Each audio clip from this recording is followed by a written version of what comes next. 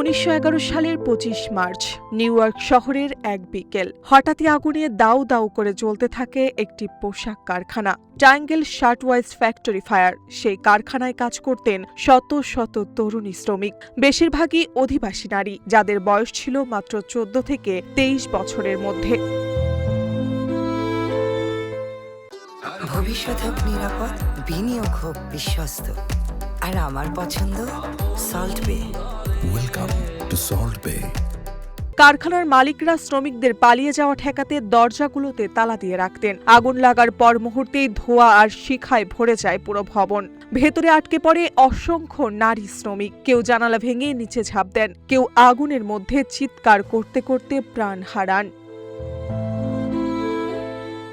মাত্র কয়েক মিনিটেই সেই আগুনে প্রাণ হারান 146 জন শ্রমিক, যাদের অধিকাংশই ছিলেন নারী। রাস্তার নিচে দাঁড়িয়ে থাকা মানুষগুলো অসহায়ভাবে দেখছেন সেই দৃশ্য। একের পর এক তরুণী আগুনের হাত থেকে বাঁচতে জানালা দিয়ে ঝাঁপ দিচ্ছেন। নিউ ইয়র্ক শহর সেদিন স্তব্ধ হয়ে গিয়েছিল।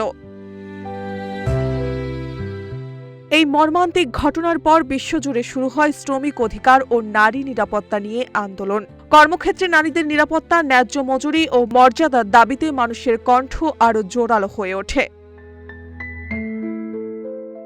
সেই সংগ্রাম ও ত্যাগের ইতিহাসই পরে শক্তি দেয় আন্তর্জাতিক নারী আন্দোলনকে। আর সেই আন্দোলনের ধারাবাহিকতায় প্রতিষ্ঠিত হয় ইন্টারন্যাশনাল ওম্যানস ডে বা বিশ্ব নারী দিবস।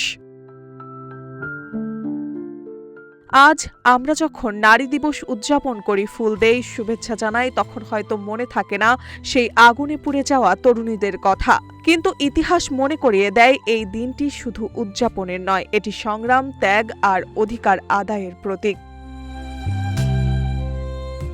কারণ নারী দিবসের পেছনে আছে কিছু অজানা নারীর অশ্রু, কিছু অপূর্ণ স্বপ্ন আর আগুনের ভেতর থেকেও দাঁড়িয়ে থাকা এক অদম্য ইতিহাস।